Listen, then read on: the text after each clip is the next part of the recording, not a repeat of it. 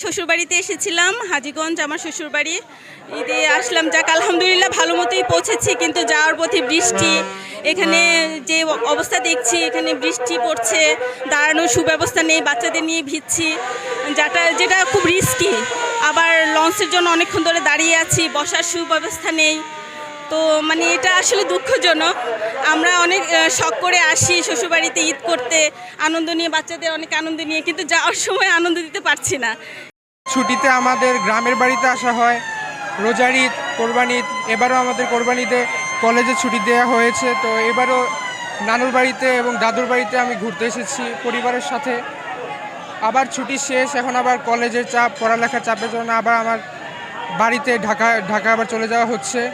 এই লসে যাওয়ার জন্য আসছি, কিন্তু লস ছোটো লস, এখন লোকজন বেশি, এই জন্য যাবো না, বড় লসে যাবো। আর এখানে বসার জায়গা নাই, যাত্রী স্থানীয় আছে কিন্তু বসার জায়গা নাই, যারা একটু কষ্ট করে।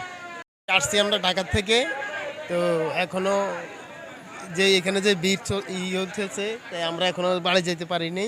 অনেক ভিড়, অনেক বৃষ্টি হইতেছে, দাঁড়ায় থাকতে পারতেছি না। হ্যাঁ, আকাশের অবস্থা ভালো না, এই জন্য সকাল থেকে এখনো দাঁড়ায় রয়েছি আর কি।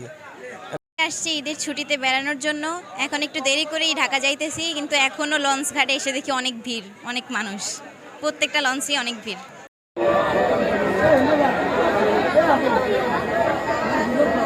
পরবর্তীতে যাত্রী এখন চাঁদপুর থেকে ঢাকার উদ্দেশ্যে রওনা দিয়েছে। আমাদের কাছে পর্যাপ্ত লঞ্চ আছে, প্রত্যেকটা লঞ্চে বড় বড়। তো দেখা যাচ্ছে যে যাত্রী হওয়ার সাথে সাথে আমরা লঞ্চগুলোকে ব্যাঘাত দিয়ে দিচ্ছি। যদি তার ওভারলোডের ভিতরে আমরা মনে করি, আমরা সাথে সাথে এখানে নৌ পুলিশ আছে, আমরা আছি, তারপরে আমাদের বন্দর সমন্বয় কমিটি আছে, সবাই সম্মিলিতভাবে আমরা কাজ করছি। যদি আমরা কোনো প্রয়োজন মনে করি যে না লঞ্চটা ব্যাঘাত দেওয়ার জন্য, আমরা ব্যাঘাত দিয়ে দিই।